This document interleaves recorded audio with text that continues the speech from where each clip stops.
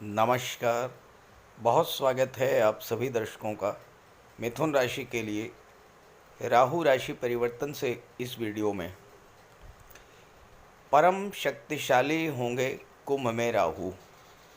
जी हाँ, 18 मई 2025 वो तिथि है जब राहु अपने परम मित्र शनि की मूल त्रिकोण राशि कुंभ राशि में गोचर करेंगे और कुंभ राशि में राहु 5 दिसंबर 2026 तक गोचर करेंगे।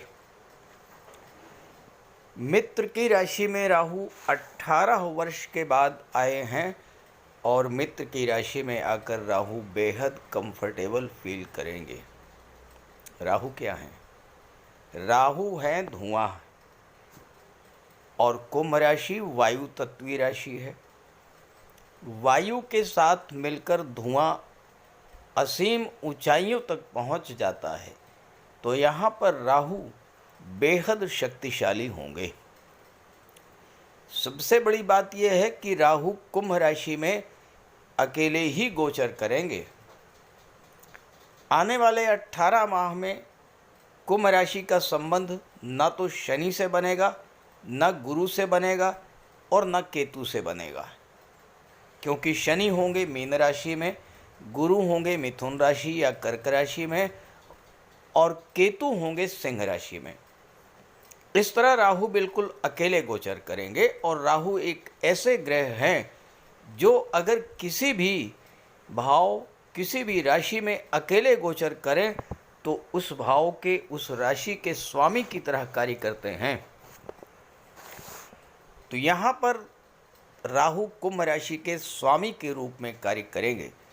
कुंभ राशि शनिदेव की मूल त्रिकोण राशि है और शनिदेव की लाभ की राशि है, तो राहु यहाँ पर हर तरह का लाभ प्रदान करेंगे। और दूसरी महत्वपूर्ण बात, राहु के इस गोचर के आने वाले 13 माह तक, जून 2026 तक गुरु की दृष्टि भी राहु पर पड़ेगी, तो राहु गुरु के प्रभाव से शुभ फल देने को बाध्य होंगे। पिछले 3 वर्षों में राहु अच्छा फल नहीं दे पाए, क्योंकि 30 अक्टूबर 2023 से राहु गुरु की राशि में गोचर कर रहे थे और उसके पहले मंगल की राशि मेष राशि में थे। गुरु और मंगल की राहु से नैसर्गिक शत्रुता है, इसलिए राहु कोई शुभ फल नहीं दे पाए। पिछले 3 वर्षों में राहु जिन कष्टों से आप जूझ रहे थे उनसे भी आपको राहत मिलने जा रही है आने वाले 18 महीनों में। तो राहु के राशि परिवर्तन का मिथुन राशि के जातकों के जीवन पर क्या प्रभाव पड़ेगा, इसी का विश्लेषण करेंगे इस वीडियो में। ये विश्लेषण आपकी चंद्र राशि के आधार पर किया जा रहा है और वीडियो के अंत में मैं आपको राहु के उपाय भी बताऊंगा। तो ये है मिथुन राशि के जातकों की कुंडली।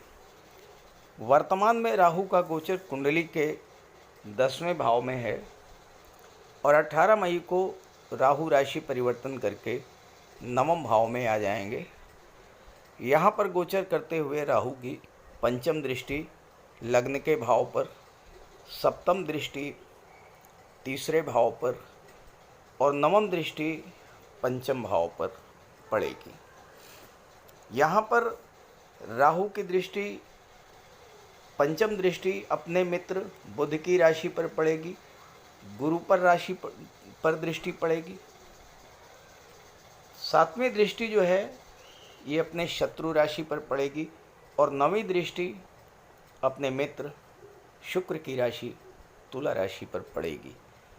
तो आप जानते हैं ये है कि कोई भी ग्रह जब मित्र राशि पर दृष्टि डालता है, मित्र राशि में गोचर करता है, तो बहुत अच्छा फल आपको प्रदान करता है। यहाँ राहु 9वें भाव में गोचर करेंगे। 9वां भाव क्या होता है?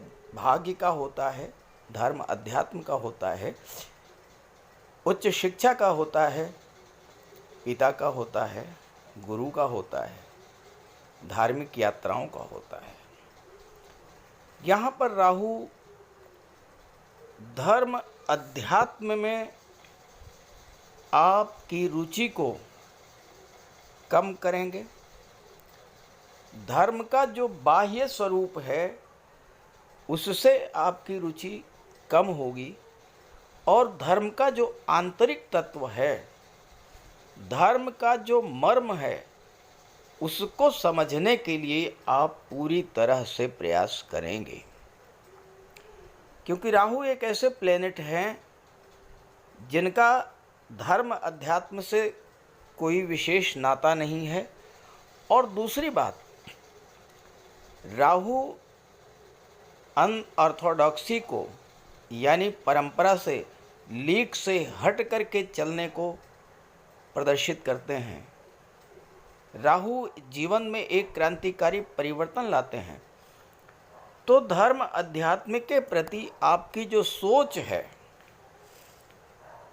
उसमें परिवर्तन आएगा। आप धर्म के वास्तविक स्वरूप को समझने का प्रयास करेंगे। इस समय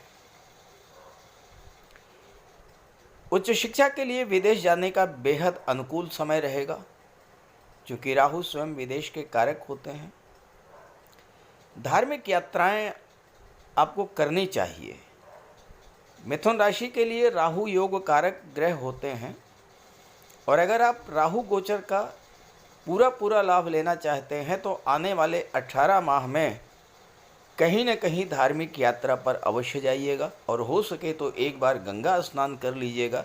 आप देखिएगा राहु आपके जीवन में चमत्कारी परिवर्तन लेकर के आएंगे। राहु की दृष्टि आपके लग्न पर पड़ेगी। लग्न भाव आपका व्यक्तित्व है, यहाँ पर गुरु बैठे हैं। गुरु ज्ञान के कारक हैं। राहु चतुराई और चालाकी के कारक हैं। राहु डिप्लोमेसी और कूटनीति के कारक हैं। और राहु और गुरु का प्रभाव जब आपके व्यक्तित्व पर पड़ेगा तो आपके व्यक्तित्व में एक बहुत बड़ा सकारात्मक परिवर्तन आएगा। आपके मन में जो चिंता, तनाव, अनजाना भय, डिप्रेशन की स्थिति बनी हुई थी, धन को लेकर आप चिंतित थे, परिवार को लेकर आप चिंतित थे, संतान को लेकर आप चिंतित थे, शिक्षा को लेकर, नौकरी को लेकर, रोजगार को लेकर आप बेहद परेशान थे, तो इस तरह की जो भी चिंताएं आपके मन में चल रही थीं, उन चिंताओं से आपको राहत दिलाएंगे राहु। लग्न भाव से आपके स्वास्थ्य का भी विचार किया जाता है और आपके स्वास्थ्य में भी सुधार देखने को मिलेगा। यहाँ पर गुरु का गोचर है और गुरु की दृष्टि भी राहु पर पड़ेगी, तो राहु के स्वभाव में भी शुभता आएगी और राहु आपको शुभ फल देने के लिए बाध्य हो जाएंगे। पिछले गोचर में आपके जो खर्चे बढ़े हुए थे उसमें कमी आएगी, राहत महसूस करेंगे आप। कोर्ट कचहरी का कोई चक्कर था, उससे भी आपको राहत मिलेगी।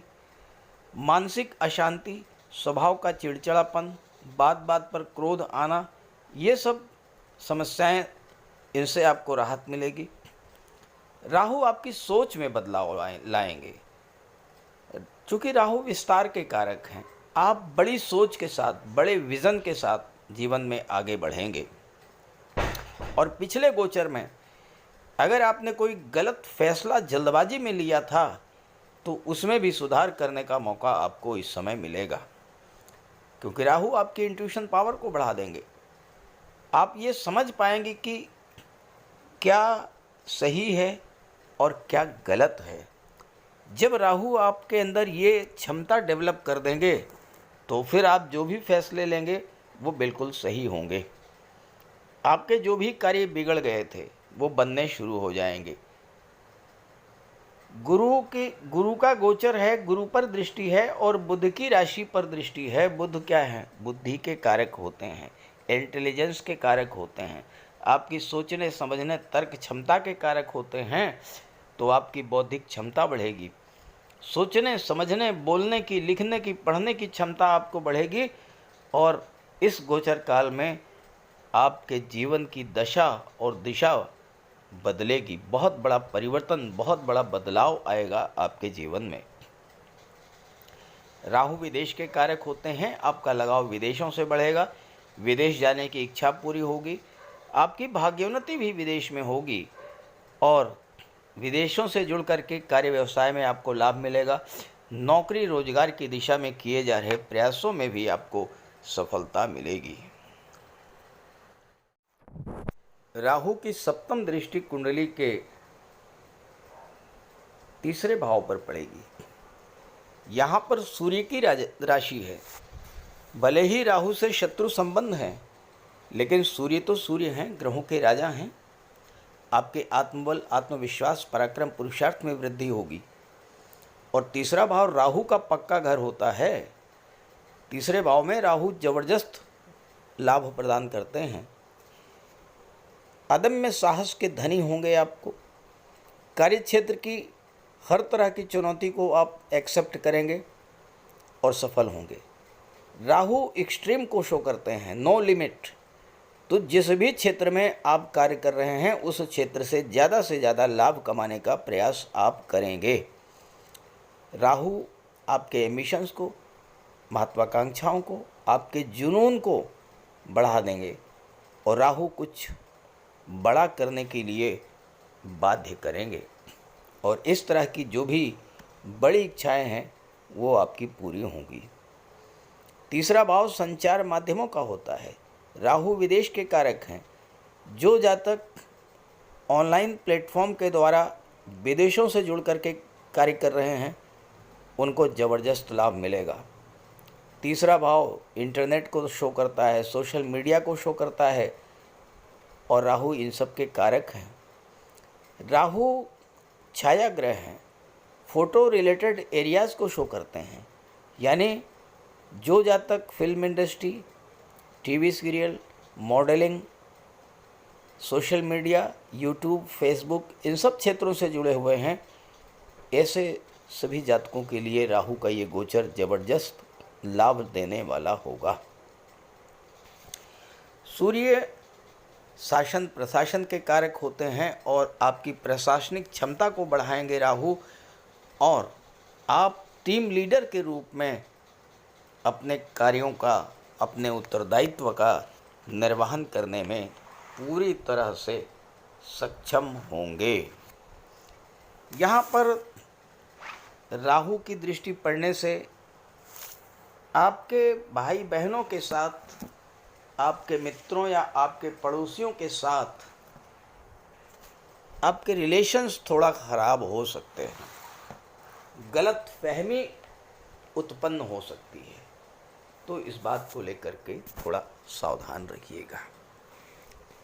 राहु की दृष्टि पंचम भाव पर पड़ेगी। पंचम भाव संतान का होता है, शिक्षा का होता है, आपकी बुद्धि का होता है, लॉटरी शेयर सट्टे को दर्शाता है। पांचवा भाव, अभी तक आप प्रयास तो बहुत कर रहे थे लेकिन सफलता नहीं मिल रही थी। अब राहु की दृष्टि जब पड़ेगी तो अचानक से आपको सफलता मिलनी शुरू हो जाएगी। आपके वो कार्य जिनमें लगातार देरी होती चली आ रही थी, क्योंकि अभी तक शनि का गोचर आपके लिए विशेष लाभप्रद नहीं था, क्योंकि शनि नवम भाव में गोचर कर रहे थे और शनि की दृष्टि छठे भाव पर पड़ रही थी।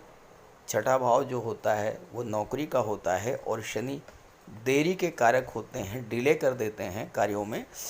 तो नौकरी की दिशा में आपके जो प्रयास चल रहे थे उन प्रयासों में लगातार देरी हो रही थी। हो सकता है कि आपका कोई एग्ज़ाम हुआ हो, उसका रिज़ल्ट आने में देरी हो रही हो, रिज़ल्ट आ भी गया था, किसी कानूनी अड़चन के कारण नियुक्ति पत्र नहीं मिल पाया हो, और ये भी हो सकता है कि नौकरी में अगर आप हैं तो उसमें भी लगातार बाधाएं, रुकावटें आ रही थी, आपका प्रमोशन ड्यू था, नहीं मिल पा रहा था। तो इस तरह की समस्याओं के से आपको अब आने वाले 18 महीनों में राहत मिलने जा रही है, क्योंकि शनि नवम भाव से हट जाएंगे और यहाँ पर राहु आ जाएंगे। पांचवा भाव शिक्षा का होता है। उच्च शिक्षा के लिए आप विदेश जाना चाहते थे, नहीं जा पा रहे थे, अब जा पाएंगे। किसी अच्छे इंस्टीट्यूट में आप एडमिशन चाहते थे, नहीं मिल रहा था, एडमिशन अचानक से मिलेगा। राहु डीप अटैचमेंट के भी कारक होते हैं, तो संतान के प्रति, लव रिलेशंस के प्रति आपका लगाव बढ़ेगा। आप अपनी संतान के लिए कुछ कर पाएंगे। पंचम भाव लव रोमांस को शो करता है और अपने लव पार्टनर के प्रति तीव्र आकर्षण महसूस करेंगे, और ये आकर्षण जुनून की हद तक जा सकता है, क्योंकि राहु तो सिर्फ चीज़ों को पाना जानते हैं। हालांकि राहु पर गुरु का प्रभाव रहेगा, और गुरु विवाह के कारक होते हैं, गुरु संतान के कारक होते हैं, और गुरु की दृष्टि भी पंचम भाव पर पड़ेगी, सप्तम भाव पर पड़ेगी, तो आप संतान प्राप्ति की दिशा में सफल होंगे, विवाह की दिशा में आपको सफलता मिलेगी, और साथ ही साथ लव रिलेशंस को मैरिज में बदलने का भी अनुकूल समय ये रहेगा। पांचवा भाव आपकी क्रिएटिविटी को शो करता है। आपने टेक्निकल फील्ड में, इंजीनियरिंग के फील्ड में, मेडिकल के क्षेत्र में कुछ नया किया था, लेकिन उसको पहचान नहीं मिल रही थी। अब आपको आपकी क्रिएटिविटी का लाभ मिलना शुरू हो जाएगा। शेयर मार्केट से लाभ नहीं हो रहा था, लगातार नुकसान हो रहा था, परिवर्तन होगा। अब आपको शेयर मार्केट से लाभ मिलना शुरू हो जाएगा। हालांकि जब आप लॉन्ग टर्म इन्वेस्टमेंट करेंगे तभी आपको विशेष लाभ प्राप्त होगा। तो राहु के इस गोचर का लाभ उठाइए, आपके लिए बेहद अनुकूल समय आ रहा है, और राहु के उपाय अवश्य कीजिएगा ताकि राहु का कोई अशुभ फल आपको ना मिले। जीवन में परेशानियां बढ़ रही हों, संघर्ष बढ़ रहा हो, अचानक से आपके जीवन में नकारात्मक घटनाएं घटना शुरू हो जाएं, अचानक से आपको धन हानि शुरू हो जाए, परिवार में कलह शुरू हो जाए, बीमारियों से, रोगों से आप परेशान होना शुरू कर दें, तो आप ये समझ लीजिए कि राहु खराब फल दे रहे हैं। तो राहु के लिए कुछ सामान्य से बहुत सामान्य उपाय हैं, लेकिन बहुत प्रभावी उपाय मैं आपको बताने जा रहा हूँ। देखिए, देवाधिदेव भगवान भोले शंकर ये शनि पर भी नियंत्रण रखते हैं और राहु पर भी नियंत्रण रखते हैं। और अगर आप भगवान भोले शंकर की आराधना करते हैं तो शनि भी नियंत्रित रहेंगे और राहु भी कंट्रोल में रहेंगे। तो राहु के लिए आप सोमवार और शनिवार के दिन जल में काला तिल मिला करके शिवलिंग पर अर्पित कीजिए, भगवान भोले शंकर की आराधना कीजिए। राहु के नेगेटिव फल मिलना बंद हो जाएंगे। इसके अलावा